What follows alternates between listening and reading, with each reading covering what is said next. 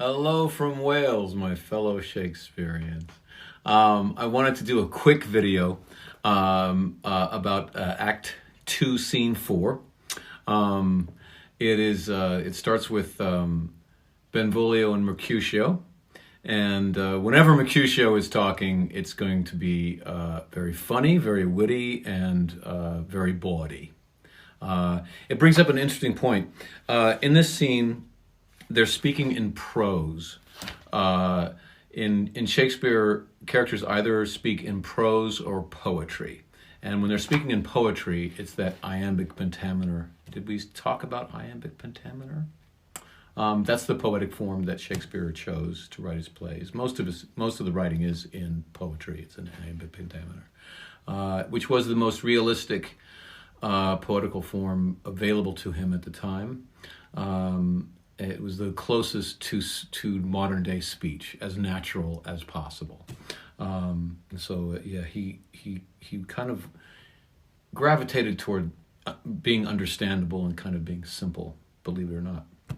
But in this scene, they're speaking in prose, and usually when people are speaking in prose, it's a little lower, a little more earthy, a little less erudite.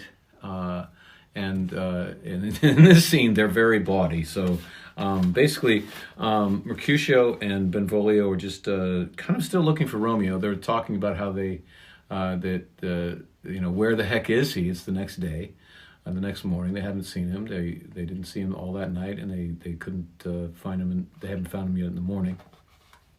And we find out that Tybalt, Benvolio tells Mercutio that Tybalt has sent to Romeo a challenge for a duel, and Benvolio thinks that he's going to answer that Romeo will answer that call, and Mercutio is just like, oh my God, no, Tybalt is a badass, and Tybalt says, alas, poor Romeo, he's already dead, stabbed with a white wench's black eye, run through the ear with a love song, the very pin of his heart cleft with the blind bow boy's butt shaft. And is he a man to encounter Tybalt? So, like, we could just parse that for a little bit. So he calls Cupid the blind bow boy, and his butt shaft is a arrow that is not sharp, fit for a child, which is fit for Cupid. But I just love describing Cupid's arrow as blind bow boy's butt shaft. And Benvolio says, why? What is Tybalt? And Mercutio basically says, oh, he's a deadly guy. He says, more than the Prince of Cats, I can tell you. Oh, he is the courageous captain of compliments. He fights as you sing a prick song, keeps time, distance, and proportion. He rests his minimum rests, 1, 2, and the third in your bosom. The very butcher of a silk button, a duelist, a gentleman of the very first house, of the first and second cause. Oh, the immortal passado, the punto reverso, the high. Okay, so when normally these pages have, I could show you, so the top of it is what Shakespeare wrote, and then these are the footnotes on the bottom, right? A little bit of footnotes. When Mercutio shows up, the footnotes just go crazy. There's that much footnotes and that much. There's really probably more words here than there are up here. Just trying to explain all the jokes that Mercutio is saying. But basically, I'll just tell you the long and short of it is that he's saying that Tybalt is a better swordsman than Romeo. He's probably a better swordsman than anyone in town.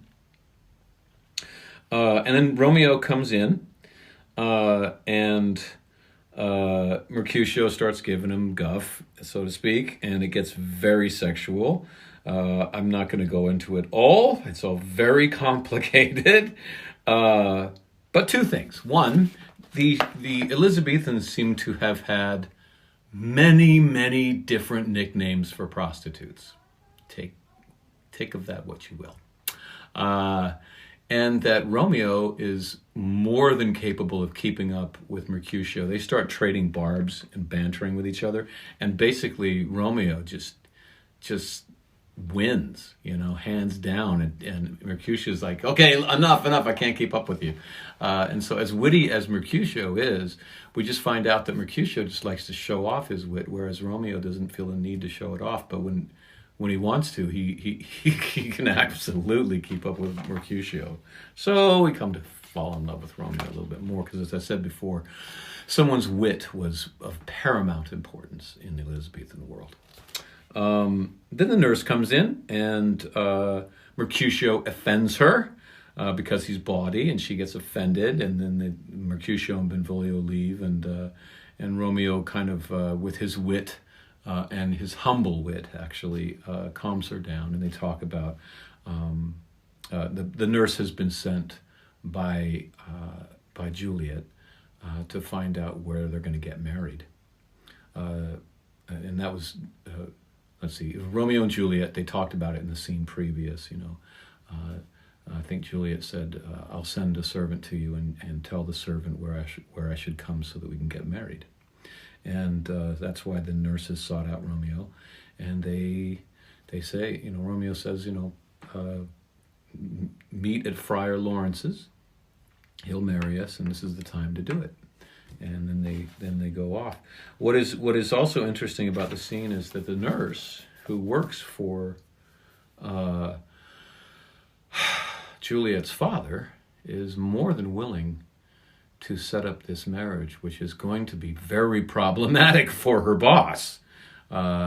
She's probably going to get fired at least. She might get flogged for this, but she's unconcerned about that, because really she loves Juliet so much. And if Juliet has fallen in love with this boy, and this boy is not a rogue, and during this scene she kind of tests him a little bit to make sure that he's actually a gentleman, and she warns him, don't mess with her,